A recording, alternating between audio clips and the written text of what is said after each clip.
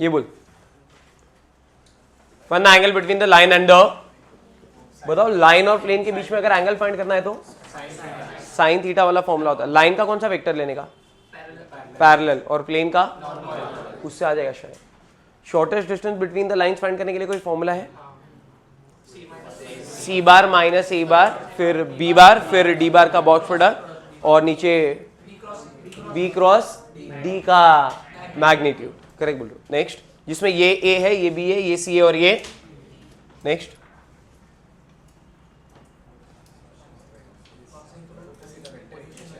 Direct दे दिया है। Line के लिए क्या क्या चीज शेयर रहता है? एक फिक्स पॉइंट और एक, ये क्या है? ये पॉइंट वाला वेक्टर है शायद, और ये क्या है? तो आ जाएगा ना शायद। Next, foot of the perpendicular कहां से बनाया है? From the origin. अच्छा, foot of the perpendicular drawn from the origin to the plane is m. Find the vector equation of the plane. Plane के लिए क्या क्या चीज शेयर रहता है? फिक्स पॉइंट एंड, और ये जो पॉइंट है ये क्या है? ये fix point in the plane है शायद, है ना? क्या करेंगे बोल? ये अगर प्लेन हुआ, ये ओरिजिन से शायद बनाया गया, ये फुट है एम, ऐसा ही है ना सम, और एम भी दिया है अपने को शायद 1 to 0। क्या करेगा? ओ एम बार बनाएगा ना, ओ एम बार, वही मेरे हिसाब से शायद एन बार का भी काम कर देगा। एन बार मतलब कौन सा वेक्टर? और फिक्स पॉइंट एम ही ले लेना। नेक्स्ट,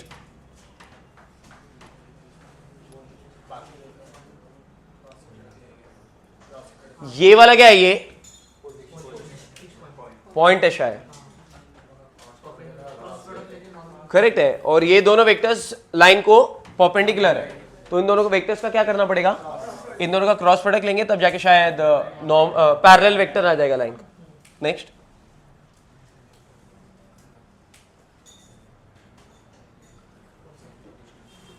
अच्छा समझिए, क्या करेंगे बोलो?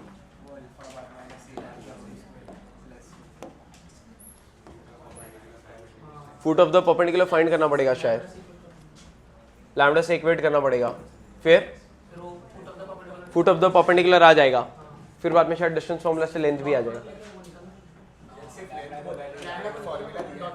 लेंथ के लिए खैर डायरेक्ट फॉर्मूला भी होता है, वो भी कर सकते हो आप अपने गवर्नमेंट एग्जाम में। लेंथ फाइंड करने के लिए डायरेक्ट फॉर्मूला भी है, वो भी यूज कर सकते हैं। वो एक नया फॉर्मूला याद करना पड़ेगा, उससे ज़्यादा इजी है कि अपन जो अपने को आता है वही वाले मेथड पे टिके रहें तो भी ज़्यादा चलेगा। नेक्स्ट, समझा है ना? क्वेश्चन क्या है वो समझा है ना? ये क्या है एक, और ये क्या बना रहा है एक, और आपको शायद इसका लेंथ फाइंड करना है। परपेंडिकुलर कहां से बनाया गया है? पी से। और लाइन का इक्वेशन दिया है शायद, जिसमें एक फिक्स पॉइंट है 7 7 6 and parallel vector is also given to us -2 2 and 3 DRS है उसके। क्वेश्चन समझा?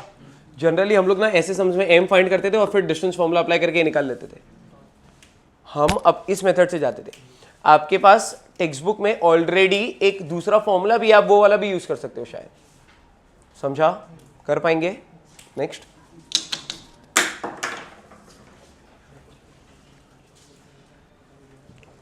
नेक्स्ट कौन सा गया अभी?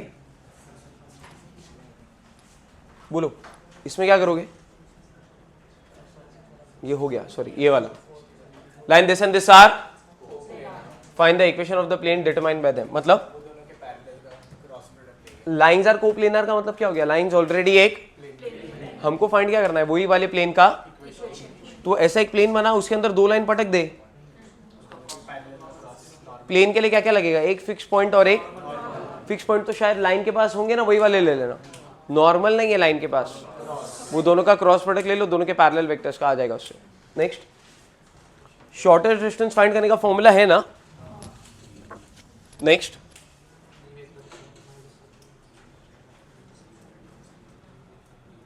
उस पॉइंट से पास हो रहा है लाइन और ये दोनों को पैरेलल है। Imagine a line passing through a point. यहाँ पे इमेजिन करना एक लाइन है जो एक पॉइंट से पास हो रही है, टिप ऑफ द फिंगर, और कितने वेक्टर्स उसको पैरेलल है?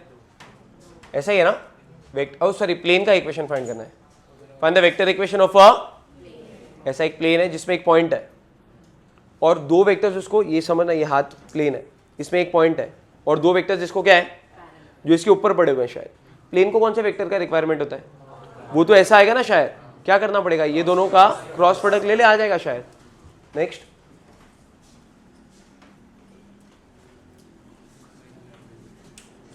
एंगल बिटवीन लाइन एंड, दो लाइन के बीच में फॉर्मूला फाइंड करने के लिए दोनों के पैरेलल वेक्टर्स के बीच का एंगल फाइंड करना होता है, पता है? Next, Cartesian equation of the line passing through the and perpendicular to the vectors this and this, दोनों का उससे लाइन का, और फिर शायद एक पॉइंट भी दिया है अपने को। Next,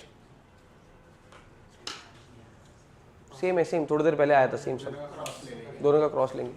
distance between parallel lines, distance between parallel lines, shortest distance. अरे दो लाइंस के बीच का शॉर्टेस्ट डिस्टेंस का फॉर्मूला नहीं है क्या? अभी थोड़ी देर पहले तो तू बोला c bar minus a bar b bar d बार।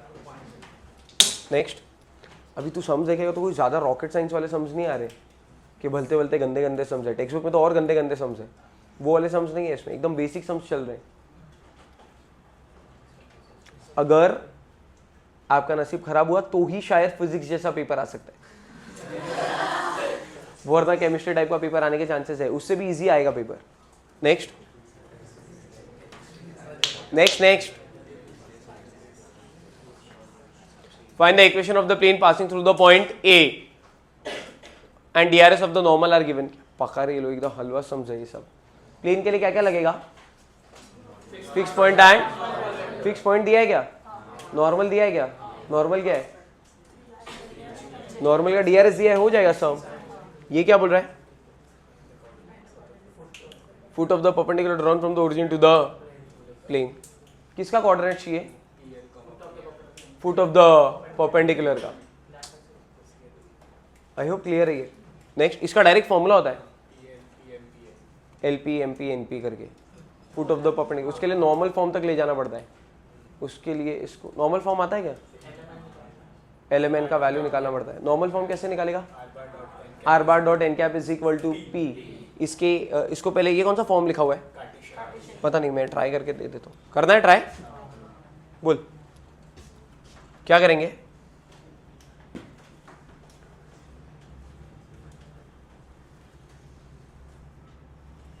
बोलो बोलो बोलो। ये कौन सा फॉर्म में लिखा हुआ है अभी? Cartesian form. हमको कौन सा फॉर्म चाहिए? Normal form. कैसे निकालोगे इसका नॉर्मल फॉर्म? इसको कन्वर्ट कर दो ना, r bar dot 2i cap plus j cap minus 2 is equal to 18। ये आ गया r bar dot n bar is equal to a bar dot n bar के पैटर्न में। ये एन बार से एन कैप बनाना है, मतलब वेक्टर को यूनिट वेक्टर बनाना है, तो क्या करना पड़ेगा? उसी के मैग्नीट्यूड से डिवाइड। तो इसका मैग्नीट्यूड कितना आएगा? 3। तो डिवाइड थ्रू आउट बाई 3 कर दे। तो r bar dot 2i cap plus j cap minus 2k cap divided by is equal to 6। ये समझा? ये मेरे हिसाब से कौन सा फॉर्म आ गया है? R bar dot n cap is equal to p, which is called as कौन सा फॉर्म? Normal form. ऊपर कौन सा फॉर्म था? ये कार्टेशियन था। ये कौन सा फॉर्म था? अपन ने कार्टेशियन फॉर्म को ना वेक्टर फॉर्म में कन्वर्ट किया था पहले, और वेक्टर फॉर्म को कौन से फॉर्म में कन्वर्ट किया है? नॉर्मल फॉर्म में शायद। इसमें 3 को स्प्लिट कर देना, क्या आएगा बोल? 2/3 1/3 माइनस 2/3 इज इक्वल टू ये एल एम एन पी। अभी फुट का डायरेक्ट फॉर्मूला होता है l p m p n p. खाली मल्टीप्लाई करते जा, क्या आएगा बोल? 2/3 इंटू 6, 3 1 जा 3 2 जा 4 आएगा शायद, 2 एंड माइनस 4 ऐसा आएगा शायद। ऑप्शन देख वैसे ही होना चाहिए। आई होप क्लियर है ये। नेक्स्ट,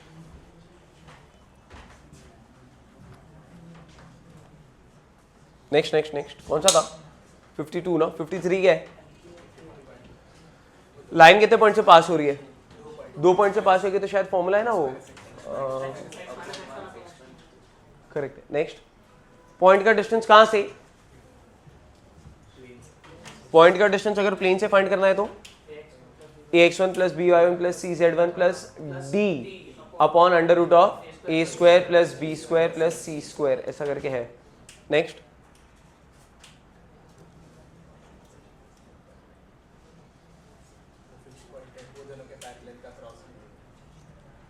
किसका इक्वेशन फाइंड करना है, लाइन के लिए क्या क्या चीज चाहिएगा, फिक्स पॉइंट है क्या आपके पास, क्या है 3 1 और परपेंडिकुलर, वो दोनों लाइंस को अगर परपेंडिकुलर है तो दोनों के पैरेलल वेक्टर्स का क्रॉस ले लो हर बार, दो वेक्टर्स जो भी दिया रहेगा तब आप वही कर रहे हो हर बार, दोनों के पैरेलल वेक्टर्स या परपेंडिकुलर जो भी वेक्टर्स है उनका क्या लेते आना है, आपको रिक्वायर्ड वैल्यू मिलता रहेगा। Show that the 4 points are coplanar के लिए एक कॉमन रख तो 3 वेक्टर्स बन जाएंगे ए बी ए सी और ए डी, उसके बाद बॉक्स प्रोडक्ट 0।